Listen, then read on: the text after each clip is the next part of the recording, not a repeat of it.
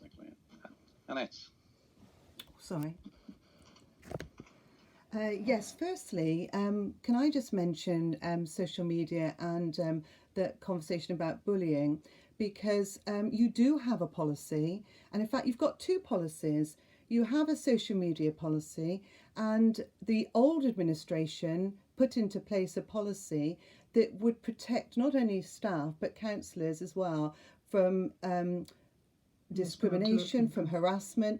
And if it's that serious, then it must go to the police.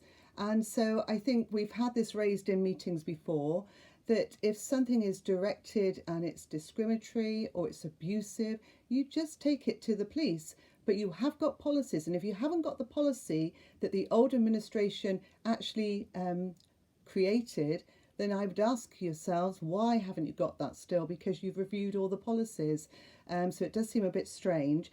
And the only other comment I would make is, before this administration came into power, there were councillors that are sitting on this council now who directed comments towards the ex-councillors.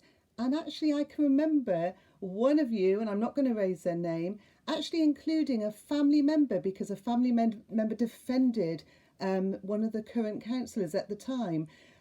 So you have got to be really careful that if you want the courtesy and the respect yourself, you've got to show it to other people.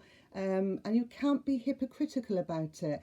And finally, if you're going to put things on social media regarding the council, which many of you have, then the social media can be shared, and you've got to expect that as well. So I think evidence and accountability is really important, but everybody should show everybody respect. And obviously anything serious, you take it to the police, as ex-councillors were told to do as well. Turning on to bins, I just want to mention bins very quickly. I was really disappointed that the bin conversation that we had at the Community Matters meeting seemed to be rushed along a little bit, and particularly the North Somerset Council bins that we are now paying with regard to Portishead Town Council. And when I say we, I mean tax-paying residents. We're paying twice. And there's just a couple of things I think is important to mention. You made great store by saying there's greater cooperation between Portishead Town Council and North Somerset Council, and it's great because they're now emptying the bins daily. Portishead is the second largest town in the county, and we get lots of visitors as well as our huge population increase. And yes, it's not right that anybody leaves litter around, but some of our bins were not fit for purpose. And in fact, some of them still aren't fit for purpose because I pass them when I'm out on walks. You've got 1 minute left, Anna. 1 minute's fine.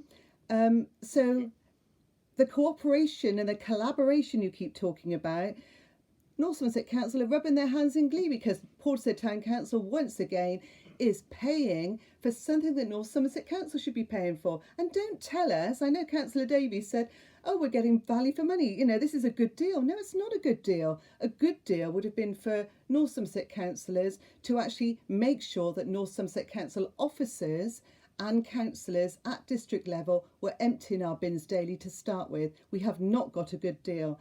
And finally, I'd like to answer Paddy Sterndale. You didn't listen to what I said properly, Councillor Sterndale. I said there were no residents on the steering group, and contrary to what you said about the two town councillors, they're not there as residents. Councillor Goddard and Councillor Gardner are there as town councillors only, not as residents.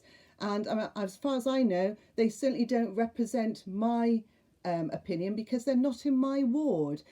So it's really important that at the next stage there is a thorough consultation, and I still feel that a resident should be on that steering committee, not just one resident, more than that, because those steering committee meetings should not be used to further commercial interests instead of representing our town. Okay, and also, finally, come to a close now. yeah, Councillor Gardner, you did not let Andrew Dakin respond to me. You also didn't let him respond to other questions that were made. That was very poor. Thank you.